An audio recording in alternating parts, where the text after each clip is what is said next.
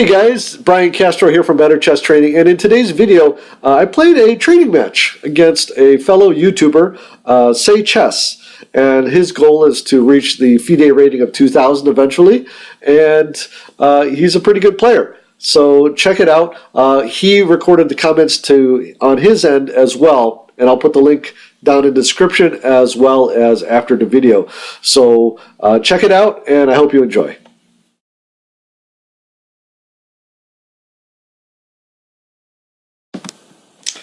Hey guys, Brian here from Better Chess Training, and in today's game I am playing on Lichess. First time I think I'm doing this on the channel against a friend of mine, another chess YouTuber, Say Chess, and I'll put his channel link in the description below. And we decided to have a little casual game here, a 15-minute with 15-second increment. And looks like he's going into maybe going into some type of Catalan opening. So I'm going to play bishop to e7 here, and his channel is basically his journey about trying to get to 2000 FIDE. So I think we're around the same strength. I think he might be a little bit stronger, but that's good. I like to play against good competition, and we're going to see what happens here. I'm just going to castle here and see what he does. Usually c4 goes into mainline Catalan, but this can go into a couple different directions, I guess. I'm going to play d5, fighting for the center here, and here I'm going to play c6, and this is my usual setup here. The knight is probably going to go to d7, and I'm going to play b6 at some point with the idea of playing it to a6 or maybe b7. And white typically will try to break in the center with e4, sometimes before or sometimes after exchanging on d5. And so far, I think we're still in some mainline theory. I'm not. I play a lot of games in this line, but you know, it's one of those setups where the move order isn't as critical as it might be in other lines. Okay, so knight to e5 is a little bit different here, and I'm wondering if he's looking to play some sort of stonewall here with f4 coming, and that might not be so great for me, but I don't think it's necessarily I don't think I'm necessarily losing either. I think I need to contest this knight here with knight to d7, knight b to d7. So I'm going to try to do during this game, I'm going to try to play as logically as possible, obviously as well as possible. This time control, 15 minutes with 15-second increment, is not a short time control, but it is not an incredibly long one either. So there is... I do need to play a little quickly, and I know I tend to get into some time trouble here sometimes when I play here. But in this particular formation, I'm not too worried yet. If he plays f4, that's okay. Okay, he's going to play knight to c6 here. Again, what this knight on e5 does that's a little bit annoying is that it keeps me from playing b6, which I think is probably one of the ideas because it's targeting this one here. And I don't necessarily want to play queen to c7 to protect it right away, because he can come out here with this bishop to f4. So I'm thinking to myself, do I want to take here, and then after d takes e5, I can look at knight to d7, and then if he plays f4, I can always attack with f6. Kind of similar to ideas in like the advanced French defense. So basically, this pawn wedge here with e5, would be a little annoying, but it's not necessarily, I guess you could say, something I can't deal with, because then he'll have to make some advances to protect it as well. So one nuance that I can play is something like Queen to B6, and that would maybe pin this pawn or prevent this F4. However, he can play C5 if I were to do that. So I'm going to kind of hold off on that as well. So right now I'm thinking knight takes E5, and after D takes E5, playing knight to D7, and then I'd be expecting F4, in which case I think a quick F6 would actually be decent. But let's see.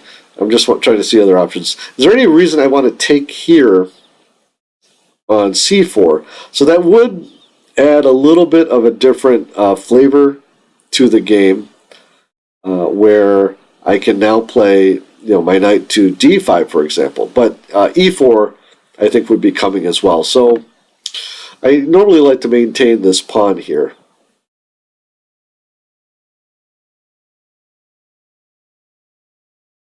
Okay, let's take, and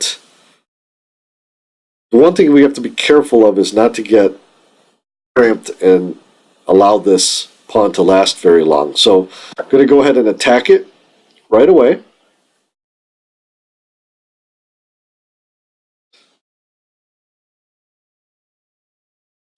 If at any point he takes on D5, I'd probably take back with the C pawn, and then look to get play that way.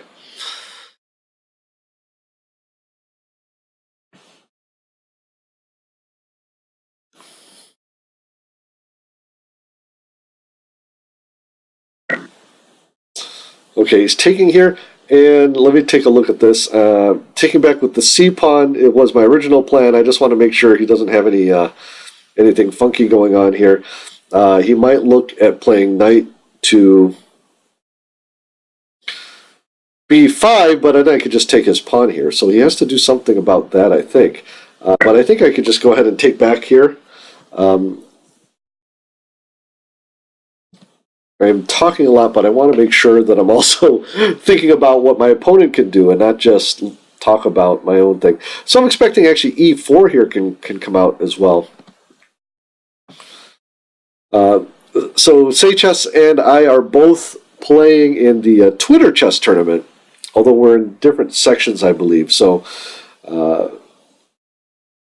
and he is one of the main organizers of that tournament, and it's been kind of fun. I've played 2 rounds so far. I've got a 3rd round coming, 1-1 in that tournament. So it's basically a tournament with Twitter chess players who also are on Twitter. So it's kind of neat. Now, if it comes with E4, it is kind of a simplifying move, and then almost like into a French defense type of structure. So if he plays E4, then I think I might just want to take. And then after he takes back, take with my take on E5.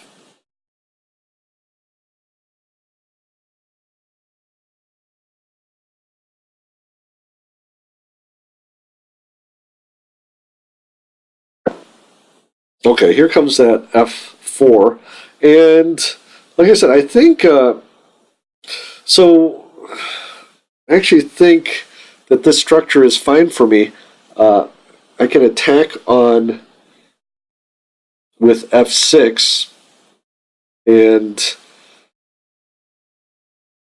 then take and win this pawn back, or win a pawn, I guess. If he takes here, then I can actually take back with either my knight or my bishop. Probably with my knight, giving a little more pressure to E4 here. But the choice is mine. At any point here, too, I've got these checks. So something I want to be aware of.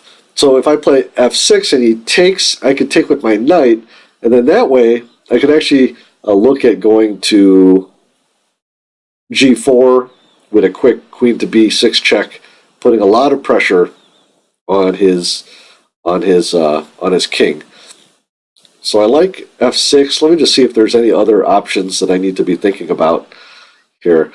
I don't think letting him get e4 in first is a great idea. So we're going to hit him with f6 and see how that works. Now, something to be aware of here. This e6 pawn can become very weak in these types of structures, but we see this sometimes in the French defense as well as the Catalan. This is actually quite okay because this bishop here is protecting it, and in some variations when the knights haven't been exchanged, a knight from c7 might be protecting it. My queen might also come out to b6 to protect it as well. So, and then also there's a threatened advance.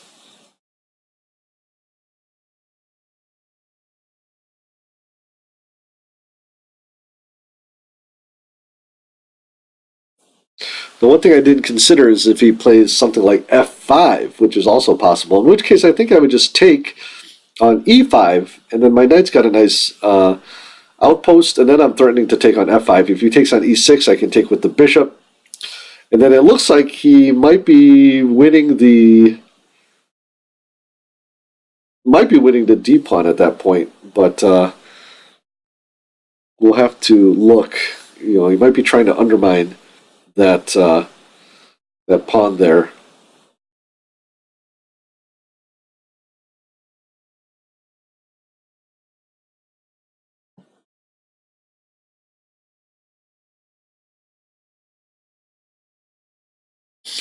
I noticed I didn't put the clocks up. I've got about 11 minutes left, and he's got about 10 minutes and 30 seconds.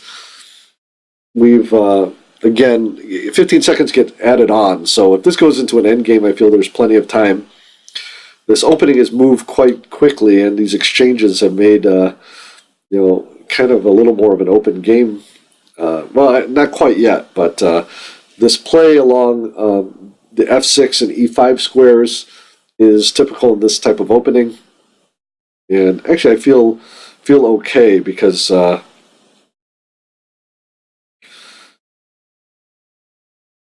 feel like I have a solid position. And then it would just be a matter of activating my,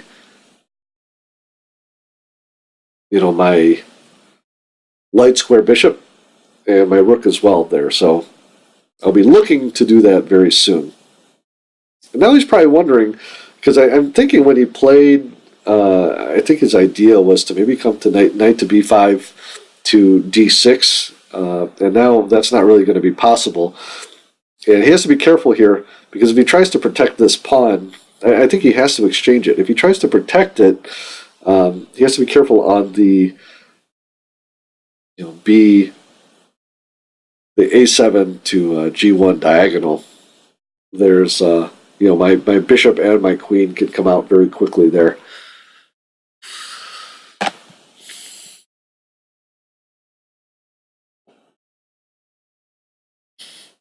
But I've been trying to, what I'm going to be trying to do on the channel is try to collaborate a little more with some of the other chess YouTubers out there, and I think it would be kind of fun. Okay, here comes that e4 that we talked about. Let's take a look at our options. We can take on e4, and okay, my mother actually was wondering what I was up to here, so I had to explain what I was doing. In any case, let's see, what can we do here? Well, if we take on e5, then e takes d5, e takes d5, and then he gets that pawn too. So I think I need to take on e4, but am I walking into something? So if he then takes on, say, well, this is interesting actually. If he takes on e4 with the bishop, Then I take on e5. He might be thinking of going something like queen to h6, which would be a little bit troubling. So, you know what I could do here, actually? I can play d4 because he cannot take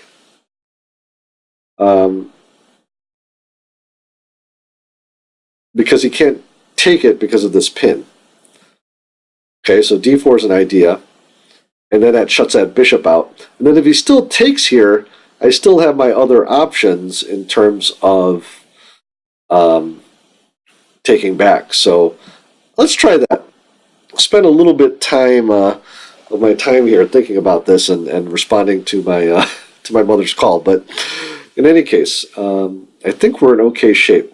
So knight to e2, and then now I can play e takes d5, and then if f takes e5, and then f takes e5, knight takes e5, and then he can take back with the knight, and then I can actually pin it, which would be interesting. Pin it with my bishop, which I think would be pretty strong.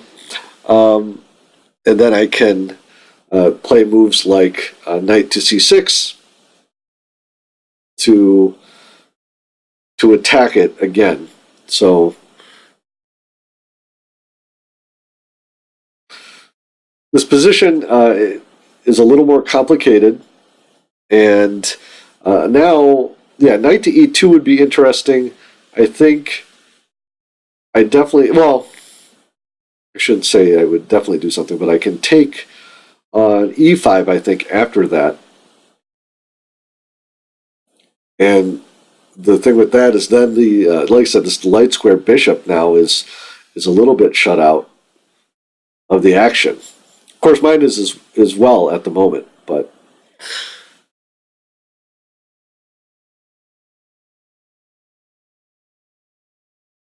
so of course he can't take with the queen. Otherwise, bishop to c5 pins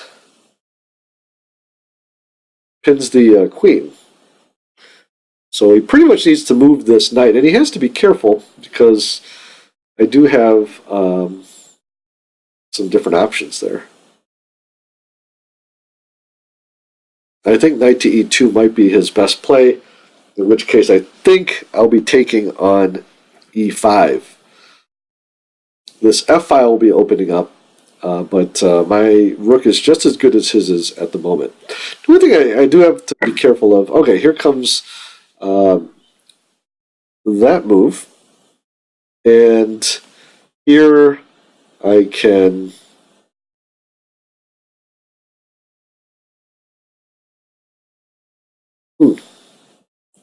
if I take with the knight, he is still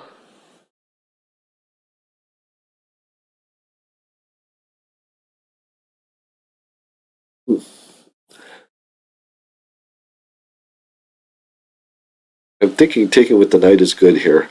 But let me see. Taking with the... Yeah, because if I take with the bishop, then e5 is coming. Let's take back with the knight. Now his knight is attacked, so he's going to have to do something about that. I'm expecting knight to e2.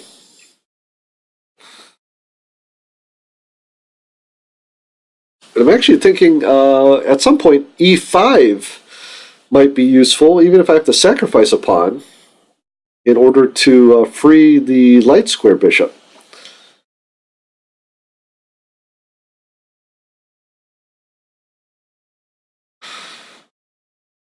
And then, of course, if he plays knight to e2, I don't have to lead my pawn. I could also push it to d3, which, of course, might send the knight back to c6. But that pawn can start to get annoying too, or it can become a weakness. So right now material is even, but my e6 pawn isn't so great. So this position is not necessarily winning for me, but right now I think I have a little bit of an initiative as he tries to sort out how to handle things. Okay, knight to e2 comes, and here bishop to c5 is strong, threatening d3.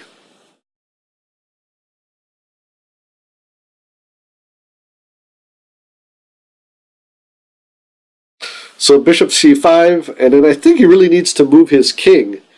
And after he moves his king, then knight to g5 now can be quite powerful with the idea of d3, and then the idea of that bishop coming. The other idea now is to just play queen to b6, and then if he takes, say, with the queen, I can still fork him or pin him. Or if he takes with the knight, and then I'm still pinning him. So that could be good as well.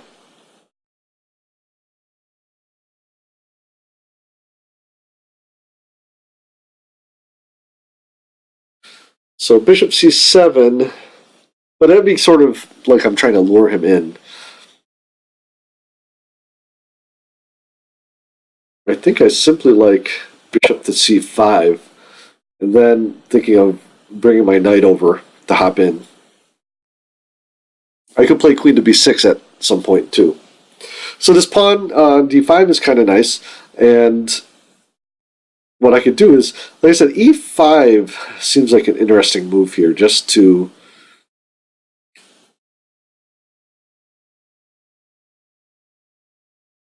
stop this bishop, because he might want to play e5 also at this point. But if he plays e5, well, right now he can't, because I'm still threatening. Oh, he moves the king over. Now, is e5 good? That's the question. There's e5, and then if he takes, then I have knight to g5.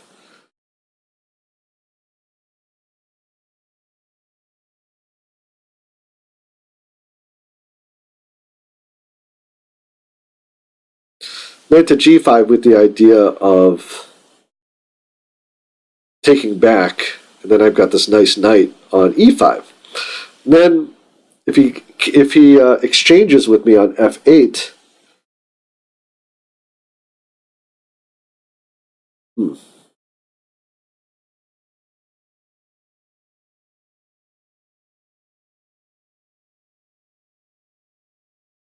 see here.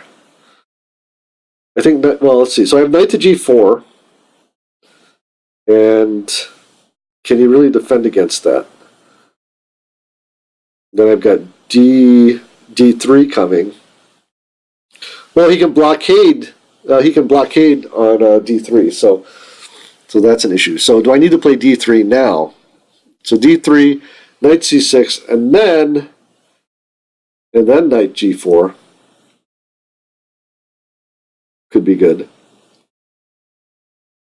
So I have e5, knight to g. So knight to g4 doesn't look great, because then I think he just has queen to d3. So I think I need to play d3 first. Oh, but then the problem is I don't have. Oh, then I can play e5. Oh, so many choices here. Problem is I need to play e5 so that g4 is covered. So I have e5, knight to g4 first, or then d3, knight c3, and then d5 after that.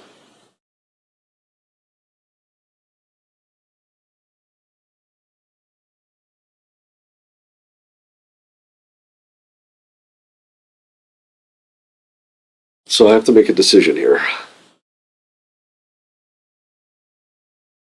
You know what? Let's play. I like. So e5 with the idea of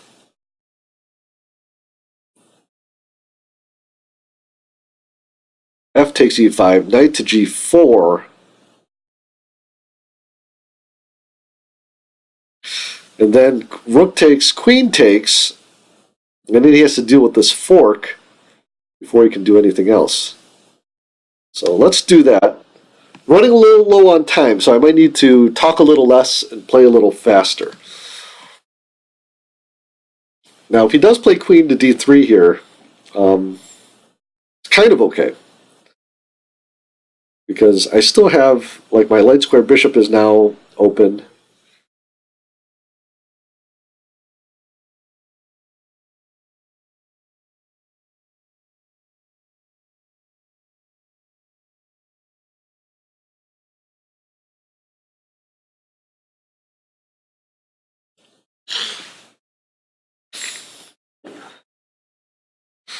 Maybe I should have played d3 first. Right now, this pawn on d4 is just restricting white so much. He can't move his dark square bishop out. He can't move his, he can't move his knight, and now with e5, his light square bishop is shut in a little bit as well.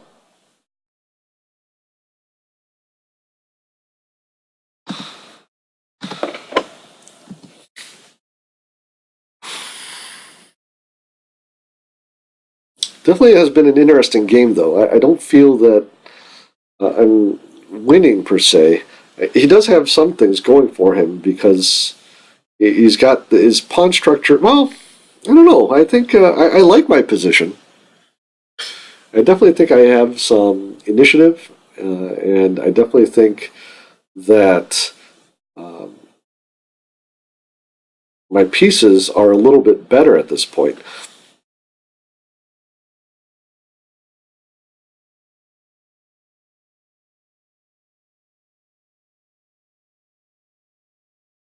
Now here he could try something like h3. Oh, okay, he's going to play f5, shutting out my bishop. Now, is knight to g4 work here? So knight to g4, and then queen to d3 might come out. So I did not really plan for this. Pawns look terrible if I go knight to g4 and then he goes d3 and then I'm going to, e3. So I really would like to get d3 in and then get my knight over there. But the timing might not be quite right for that.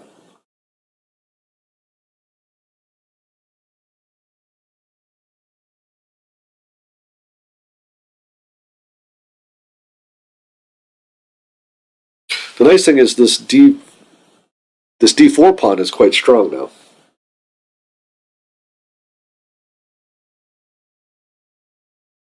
What other options do I have? I only have a couple minutes left. I think what I'm going to do, I might need to take the time to actually activate my light square bishop. Because I don't... Does knight to g4 get me anywhere? If he plays queen to d3, it doesn't. But if I can get my light square bishop in, I think that could be pretty powerful. I think I'm going to start here with...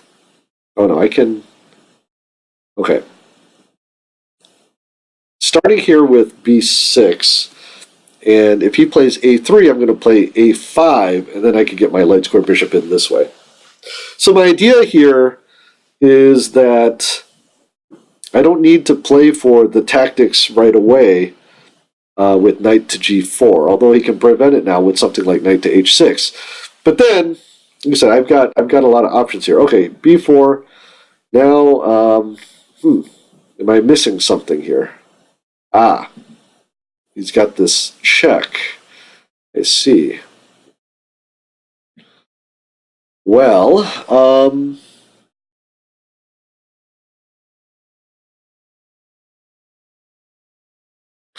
I think I did not see that. So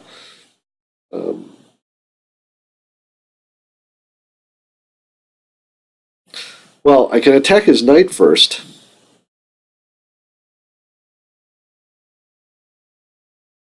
I can attack his knight first, and then play here. So if I play d3, and then he plays bishop takes, I take his knight. He has to, and then if he tries trading queens, I'm going to get him with check. So I'm going to play d3 first. Now, of course, he might. He's going to get that check off anyway. I guess that's a good question.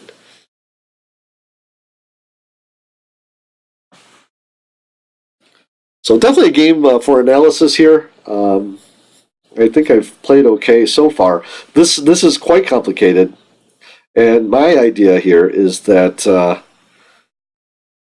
if he plays knight to c3, then I can play bishop to d4, which would be quite interesting, pinning this this knight to this rook.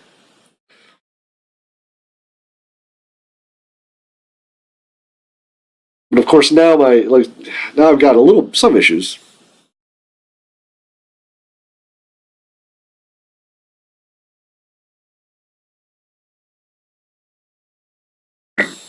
Okay, so we're going to go here. I'm going to go there. He should take back. Okay, and then let's see here. I'm going to take here. He's going to check me, and then he's going to get this pawn. So he'll be up a pawn.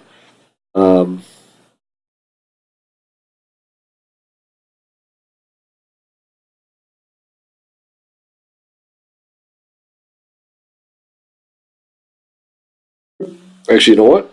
I'm going to attack his... oh, I can't do that. I was going to say I could attack his rook first.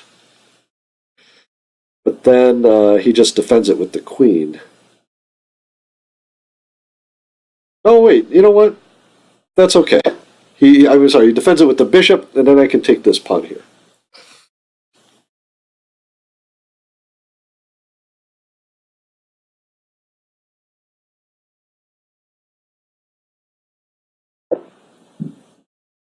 Okay.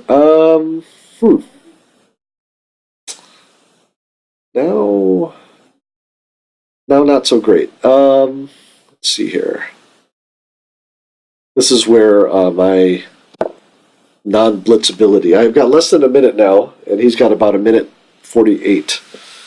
So I'm going to try my best here to stave off this attack, but it's now not looking so great. Okay, he brings the rook over, and I'm going to keep trying to stay active here on this pawn.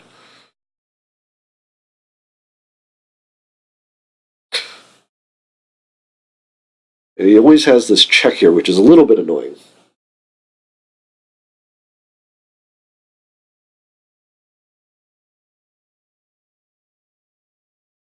But luckily, he can't really attack me again. Well, also now I'm threatening the skewer here.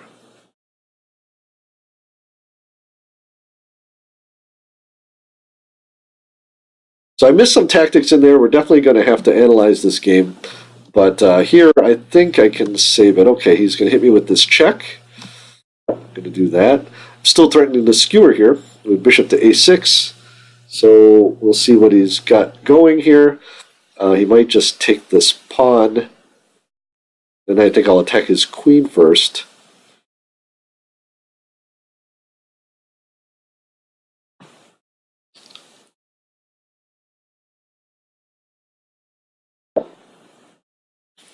Okay, so his queen or his rook here is free.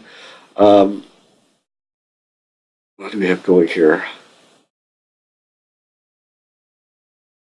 Okay, I'm going to take... no, I'm not going to take that pawn. I'm going to attack his queen first.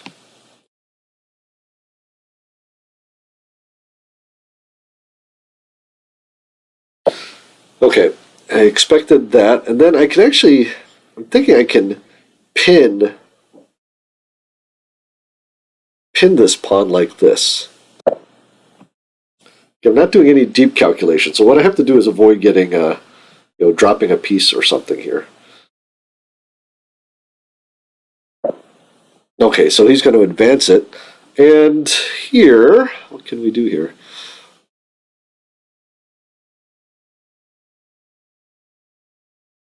Let's see, can my knight do anything here?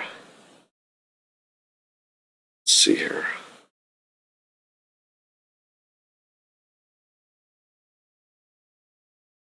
Well, I think I'm going to blockade the pawn.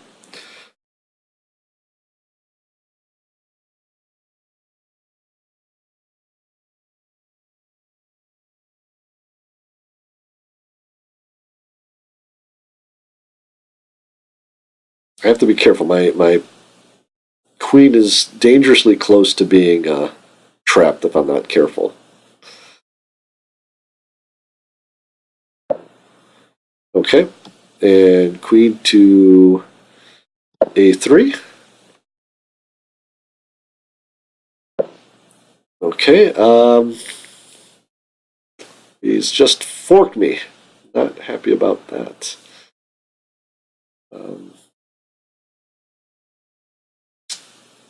Looks like he's got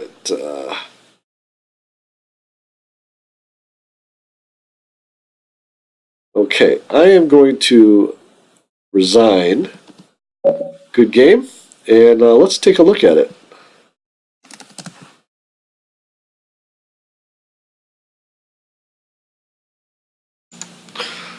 Okay, if we take a look at this position from near the middle of the game, this is actually perhaps the critical point because I made a decision, trying to go in for some tactics that didn't quite work out for me.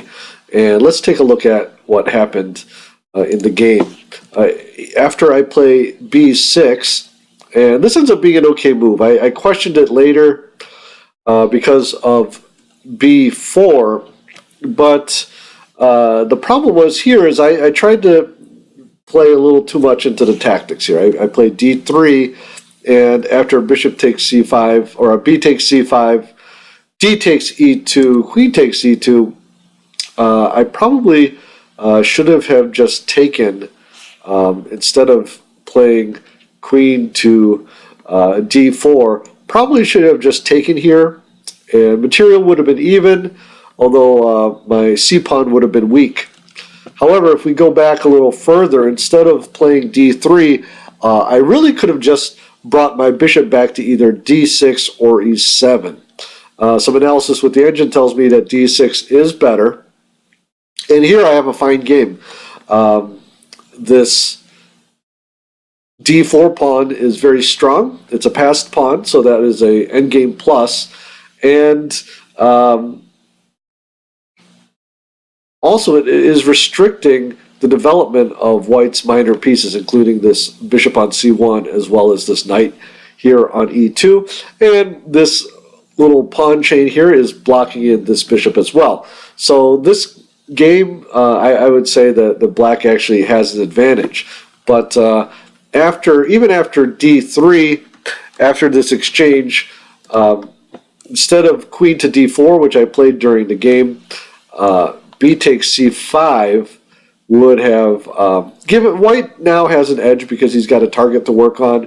I got rid of one of his misplaced pieces and traded it for my active piece, and this bishop has a little more scope now. So definitely something to look forward to here. Also, just if we look a little bit further, white can take here queen to c4 check, and after I block or after I move, say with king to h8, can pick up this pawn.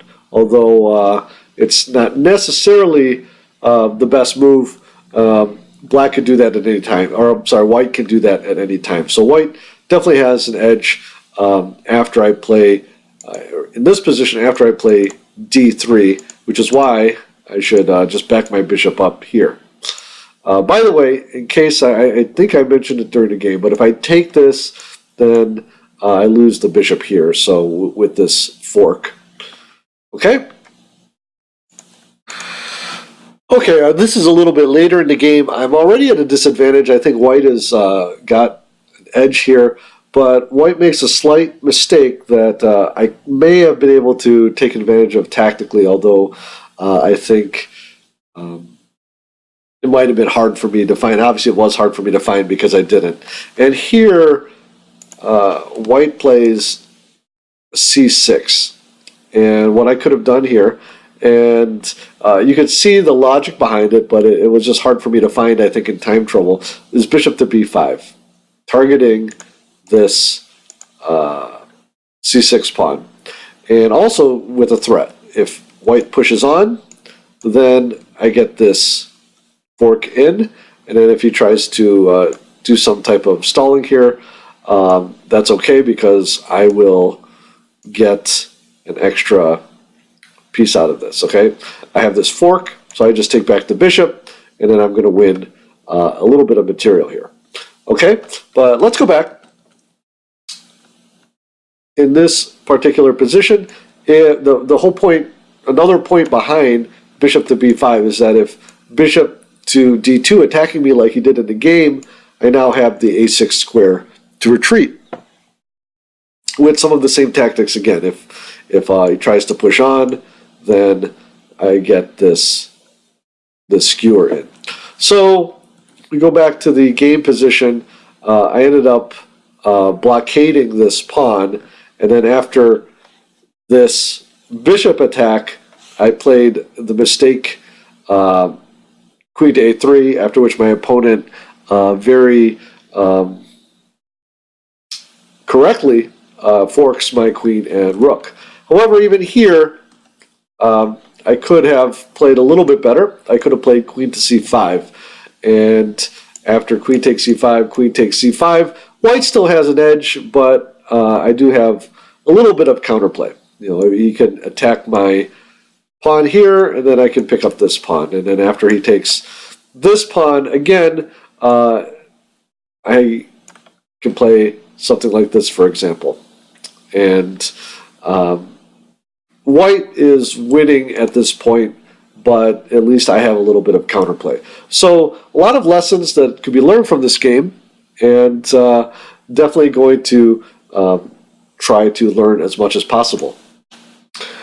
Okay, well, I hope you enjoyed that game, even though we didn't pull it out. Definitely an interesting game, a lot of interesting positions, and even though some of my recording, some of the visuals were not great, I was filming at my parents' house, and I didn't check the lighting and stuff before I took it. I thought it was a great experience. Over here, you can see Say Chess's version of the game. And so you can see what his thoughts were in his mind. And I thought it was an interesting experience, and hopefully we'll do that again or some other type of training. So with that, thank you for watching, and I'll talk to you soon.